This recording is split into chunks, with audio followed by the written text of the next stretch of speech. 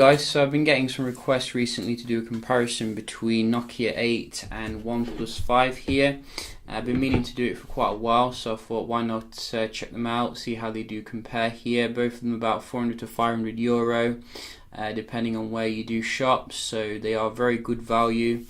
But how do they compare head to head? We're going to have a look here. Start them both up at the same time. Both are fully up to date and running nice high-end specification. I think both of them do have some pros and cons, if we're going to be honest. You know, Nokia 8 coming with 2K display, optical image stabilization, and arguably better color balance when it comes to the screen. OnePlus 5 coming with more RAM. This is a 6GB RAM model. You are also getting obviously the very nice bokeh mode and arguably better software as well, particularly in terms of the camera. So we're going to just see here how they do compare. Both have had, as I said, all their updates applied and everything's closed down. So let's just open up a few apps here, starting off with the basic ones. And it'll be quite interesting if Nokia can beat the OnePlus 5.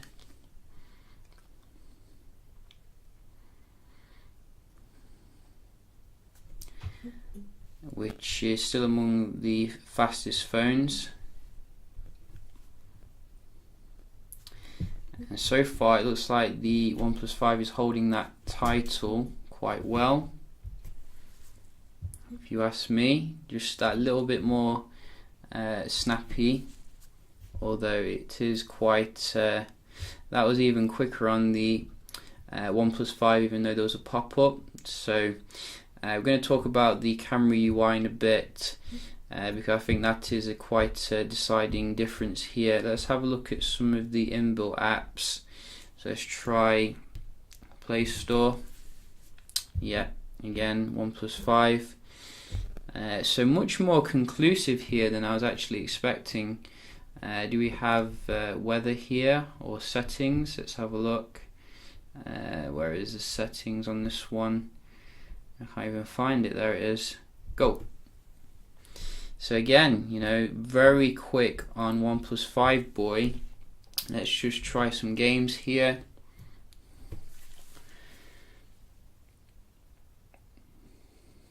So maybe Nokia 8 is using a slower memory or something, because really the specs are identical except for RAM.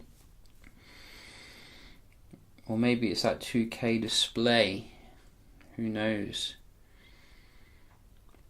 Other difference is obviously the OnePlus 5 has a slightly bigger battery, 3300 I think versus 3090.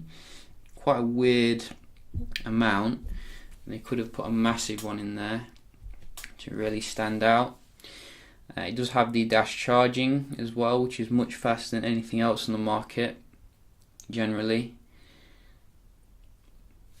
Yeah, so you can see here quite conclusively every single one is going on the OnePlus 5 much faster. I think the bezel ratio is a little bit better as well with the OnePlus 5. You can see we do get less annoying black area here compared to the Nokia 8.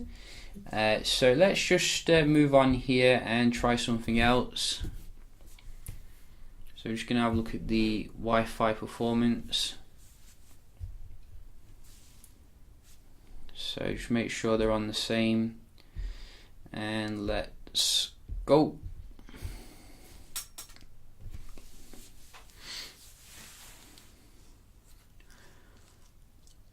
So technically speaking, actually the OnePlus 5 is actually cheaper than the Nokia 8, at least where I am. If you get the entry level model, if you get the 8GB RAM model, then it's about the same price.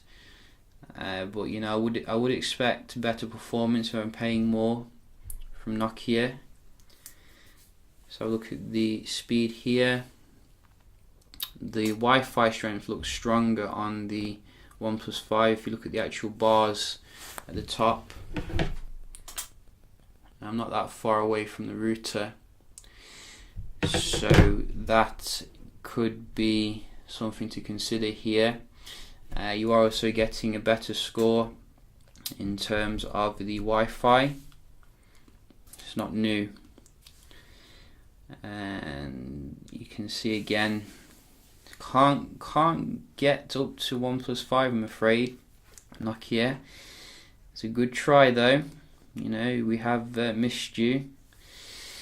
Ping is good though. You know, ping is pretty good, as well as the upload. So, you know, consolation point there.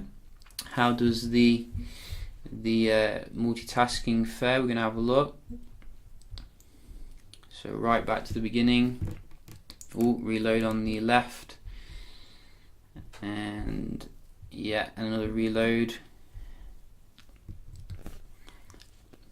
Maybe Nokia 8 needs a factory reset.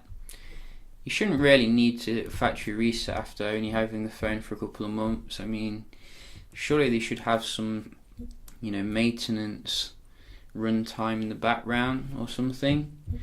But it seems to me, you can see there's a massive difference here in terms of the responsiveness. Look how long that took, and it's only a couple of months old. You can see straight in here. So 6 gigs of RAM, you know, definitely benefits the OnePlus 5, let's just be honest, as well as maybe the software kind of stability. Let's just check the games as well, and then round the video off. And what's this? Crazy Taxi. Oh, reload.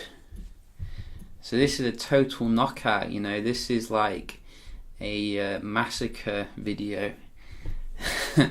We don't really get many of these nowadays because most phones are pretty much comparable, but clearly not here with these two. I wasn't expecting such a massive difference really. HMD definitely need to work on the optimization, memory management, etc. But you know, at the end of the day, speed isn't everything. Reload here, as you can see, OnePlus 5 is not infallible. Speed isn't everything, as I was saying, and obviously, as I said, you are getting some advantages with the Nokia here, which is exemplified on a big web page.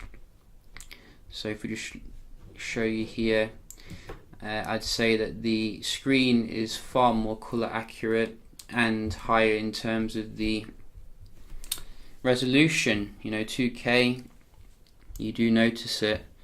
Why isn't this moving? You performed well for the speed test, and now it's all going downhill. So yeah, you can see, you can really see how nice and sharp the Nokia 8 is in terms of the text compared to the fuzziness on the OnePlus 5. You also get the jelly effect, obviously, which you don't get on the Nokia, which is a nice bonus. Both have fingerprint scanners, you know, both very solid in that respect, although I do prefer the button layout on the Nokia, because you know, you don't know which one's which on the OnePlus 5, so I end up just disabling them. This one's much like HTC, and also on the back, as I said, you are getting optical image stabilization, which I think will lead to better low light performance overall. I have done a comparison with the S8, and it's about comparable. So, you know, some definite advantages here with the Nokia 8, but I think the actual software performance could do with some polish, if you ask me.